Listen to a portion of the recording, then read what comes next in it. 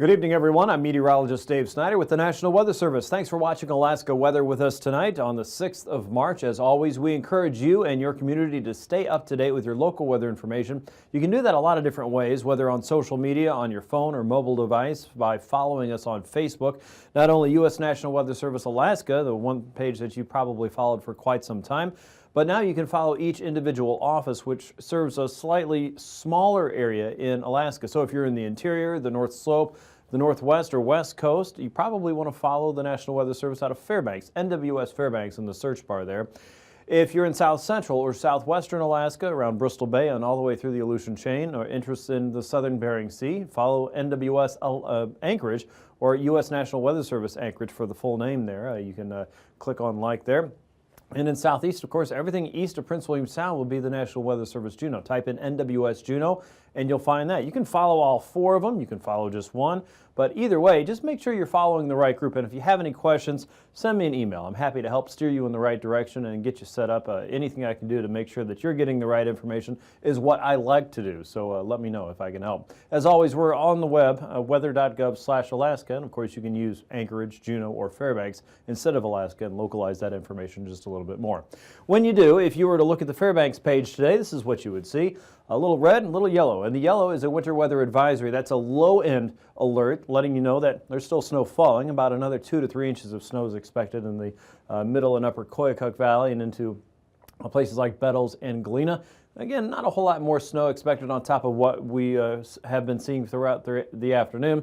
Expecting that conditions will start to improve after about 9 o'clock tonight. Now, the red areas are warning level regions, and in this area we're expecting another 2 to 3 inches of snow. Now, when you look at these together, that sounds a little confusing, but you should keep in mind that in the red areas, in the Kobuk and Noatak Valley regions there, Ambler and westward, probably seen amounts closer to about a foot in total. So it's considerably worse area of weather that we're seeing around Alaska tonight compared to what we're seeing around the AKwx Valley. So winter weather advisory for Bettles down toward Galena and the AKwx Valley there, and Noatak and Kobuk valleys, as well as the northern parts of the Seward Peninsula, still under a winter storm warning until about 9 o'clock tonight, again, for additional snowfall there.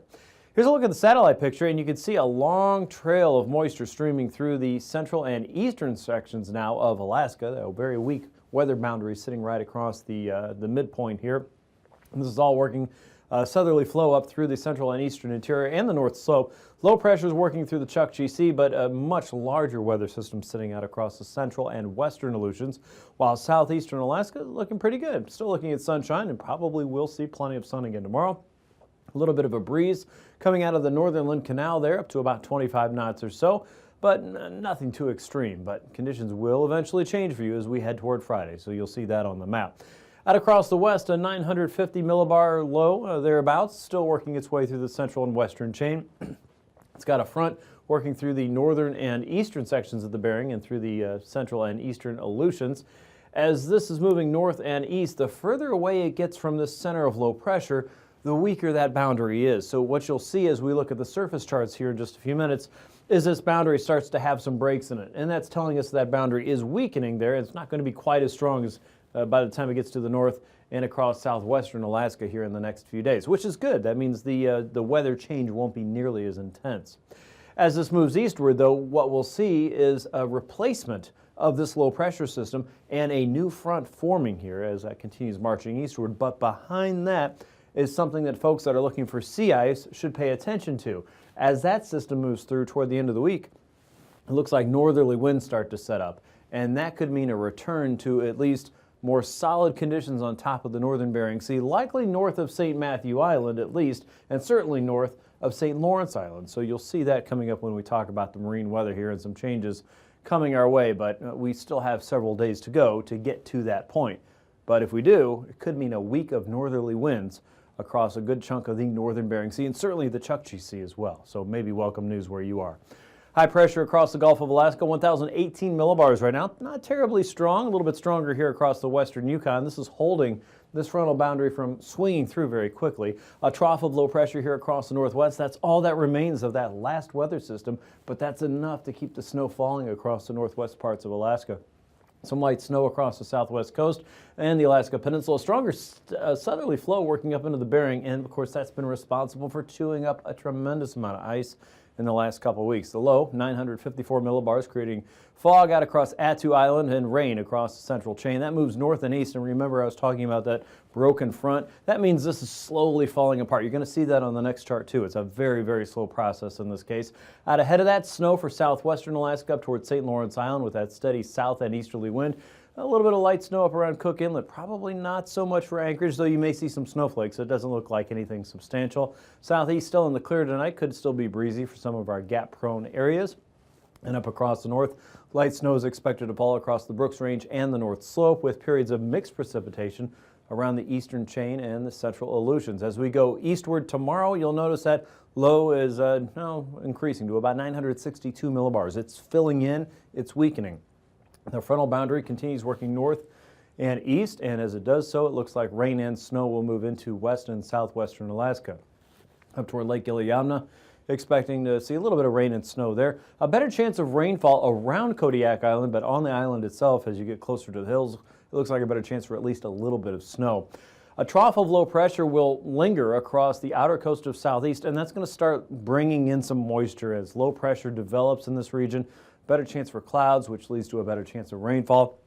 But right now, that looks like it's going to hover very close to the outer coast and not really swing inland just yet. So watch for some changes here in the next couple days as we get into Friday and especially Saturday. Across the higher terrain of west and southwestern Alaska, you'll start to see some snow. Winds are going to come up around St. Lawrence Island. This looks to be a little bit more of a north and easterly flow, but the front is working itself northward. As that falls apart by Friday, we reorganize the next weather system here in the west, and we start to see hints of northerly winds developing here across the Chukchi Sea and the northern Bering Sea as that low pressure starts to draw in a little bit more of that northerly flow. So what we expect to happen through the weekend is this low starts to take more of a southerly track, and we start to see that push of northerly winds coming into the Bering Sea, which should lead to a pretty quick freeze up across northern parts of the Bering and likely the Chukchi Sea. In the meantime, the interior is looking at a better chance for some light snow as we go into Friday and Saturday. South Central's likely to see some snow showers at the very least, rain around the northern Gulf, and again, pushing its way slowly and surely into western parts of the outer coast, and probably a little bit more so the western half, let's say, of southeastern Alaska as we get into Friday night and Saturday. The low in the west holding around 955.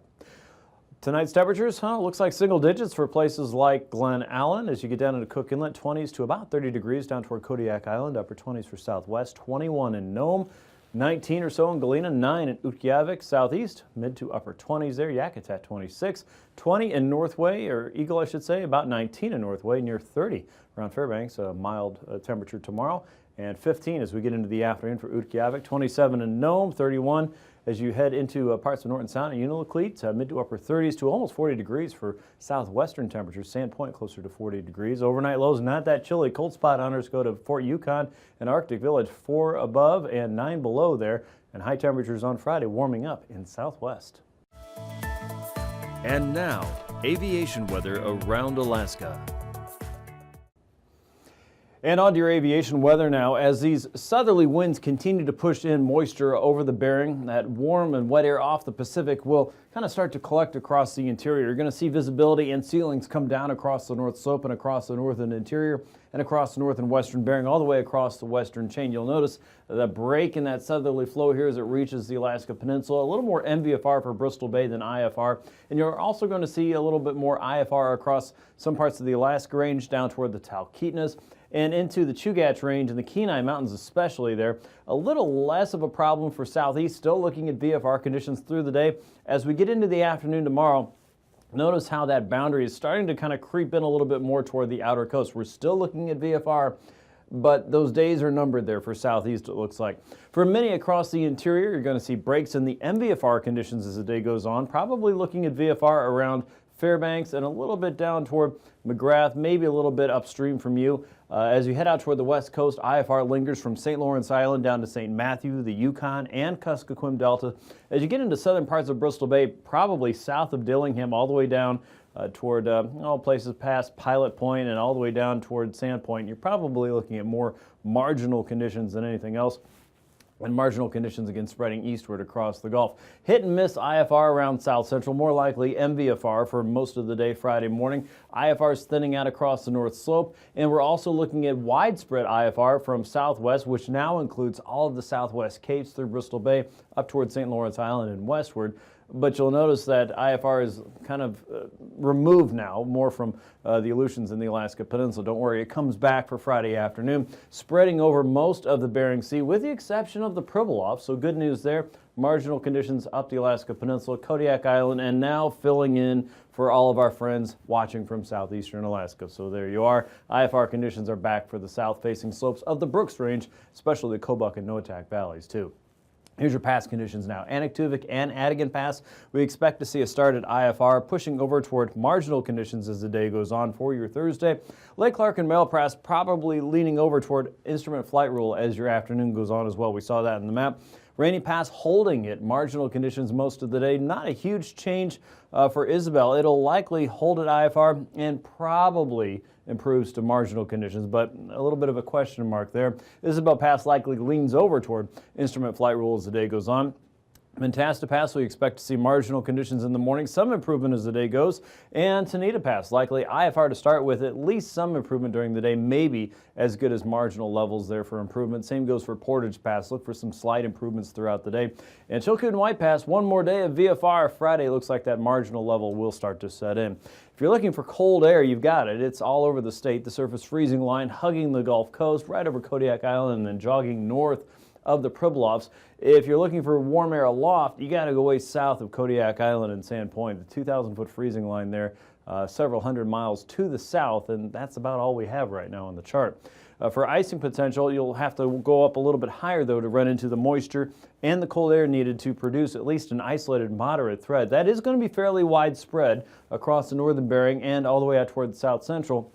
Levels there between 4,000 and maybe 6,000 feet across the region, a little bit higher as you go over south central and up toward the Alaska Range. Out west, levels there between about 5,000 and 6,000 feet, most likely impacting places around Nikolsky and Unalaska and Dutch Harbor. No major threats for southeast, the North Slope, or anywhere really north of the Yukon River at this point. Here's the jet stream, and this is why that threat is low. The southerly wind is pushing in that warmer air northward and again bringing in that moisture, but it's pushing it higher and higher as we go. Low pressure right now sitting across the Bering. You can see that colder air is going to be doing a deep dive into the North Pacific, but we have a ridge of high pressure sitting across most of the state right now. So southeast has been relatively clear and calm because of this, but the southerly winds are starting to push eastward, and you can see at 9,000 feet, a broad southerly flow over the Gulf. Wind speeds there 20 to 25 knots, an offshore flow over Kotzebue Sound, and a stronger westerly flow over the Aleutians, of course, 85 knots south of the chain. You'll see the turbulence there because of that in a minute. Southerlies over the Gulf at 3,000 feet. Winds are fairly light across the interior. Westerlies for the Beaufort Seacoast. Southerlies for the south and western coast, including the Seward Peninsula around Nome. And low pressure sitting just west of the Pribilofs. A strong westerly flow coming in, 45 to 50 knots there. Light winds coming into the outer coast and running into the ridge for southeast. So turbulence concerns really limited generally to the Yukon and Kuskokwim coastline, Bristol Bay.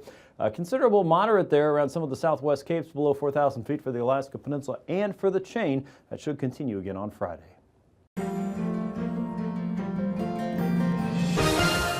Thanks for joining us for another edition of Alaska Weather Facts. I'm meteorologist Dave Snider, and today I'm privileged to introduce Dr. Uccellini, the Director of the United States National Weather Service. Welcome back to Alaska, sir. Thank you, Dave. Glad to be here. Thanks.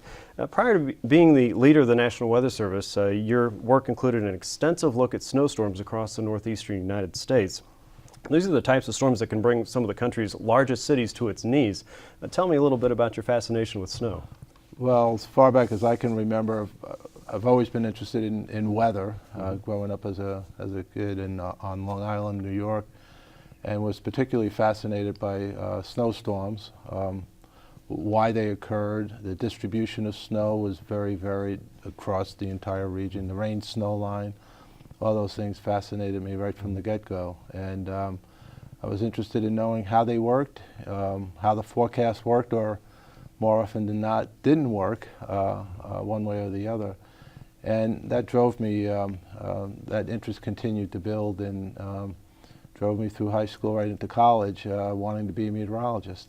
Okay, that's a fascinating story, and I think every meteorologist has a weather story like that in some way. Right. Due to Alaska's size and proximity to the North Pole, sometimes it's difficult to detect and analyze the weather patterns over Alaska. What's the National Weather Service doing to improve that weather detection? Well, observations in this type of environment is a big challenge, whether it's from space or from what we call in situ observations from the ground or within the systems. Clearly, satellites have been playing an increasing role in providing the big picture, not only from a visual sense and what you see is occurring, but also from providing the data for numerical models that then are used to actually predict the weather. Alaska is actually pretty well positioned with respect to polar orbiting satellites, since you get a faster return of those satellites over your particular area. And in fact, the polar satellite system is the backbone for the observations that we use in our models, especially our global models, and they're particularly important for observing weather features that affect Alaska. Alaskans live and die by the weather every day, and one of the strategic goals of the National Oceanic and Atmospheric Administration and the National Weather Service is to develop a more weather-ready nation. What does it mean for Alaskans to be weather-ready? Well, the strategic outcome is based on people being ready, responsive, and therefore resilient to the increasing threats to extreme weather events. Those threats are related to not only the nature of the events, but the fact that we're becoming more vulnerable to them as we have more people, more infrastructure that could be affected by these events.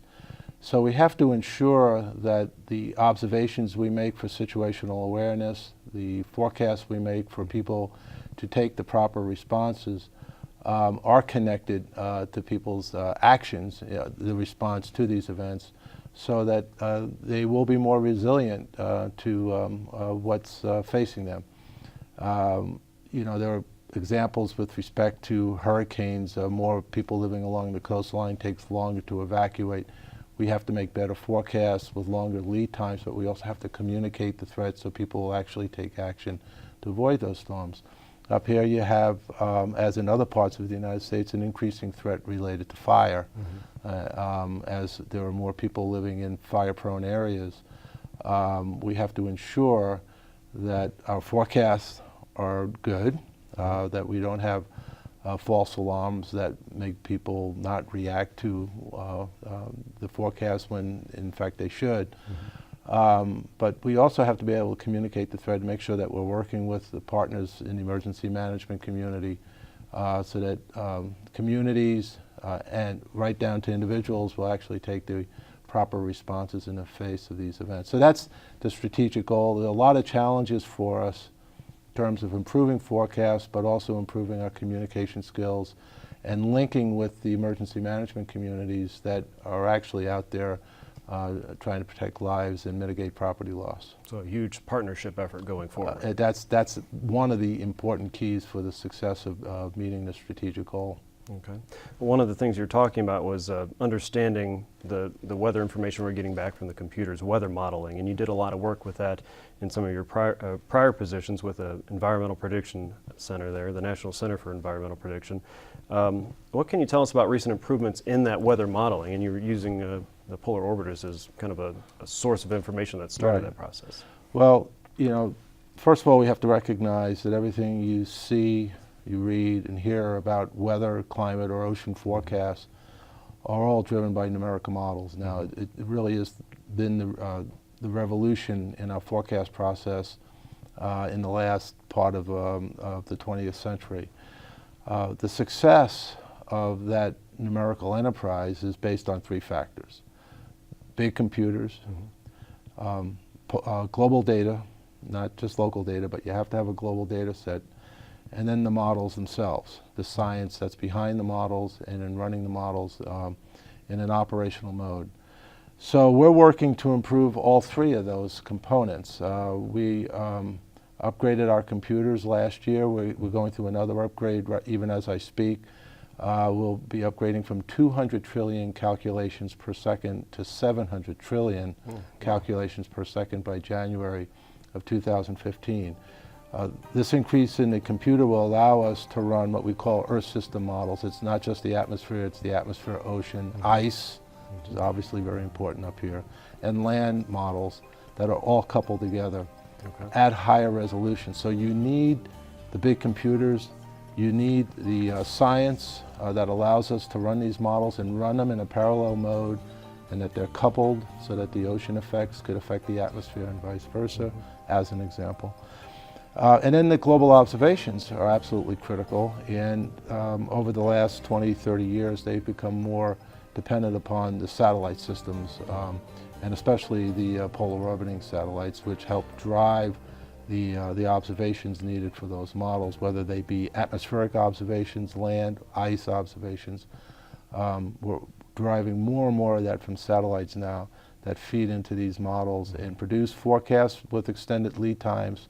Now out, for extreme events especially, we're seeing much improved forecast out in the 4, 5, 6, 7, and even 8-day range, which gets us back to Weather Ready Nation, because if you're going to get ready for a storm event, you want those consistent forecasts approaching that event from day 7, 6, 5, 4, 3, so you can take the actions several days in advance that can help mitigate the property loss and protect your livelihood. Okay, all part of the mission of protecting life and property. Dr. Uccellini, thank you for joining us today. We really appreciate it, and speaking to Alaskans and sharing how the National Weather Service is working for Alaska and the nation. Wish you safe travels around the 49th. Enjoy your time here, sir. And for Alaska Weather Facts, I'm meteorologist Dave Snider.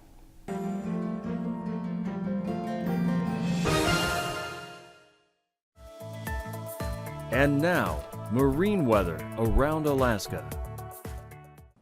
And back with your ice edge. Now you'll notice up around the Bering Strait we still have a tremendous amount of marginal ice and open water around St. Lawrence Island due to that strong southerly flow that's been in place for quite a long time. The good news is, as we move toward the end of this week and then next weekend, it looks like we're going to get a heaping handful of colder air dropping southward and maybe a persistent northerly flow that could last for maybe a week if we're lucky.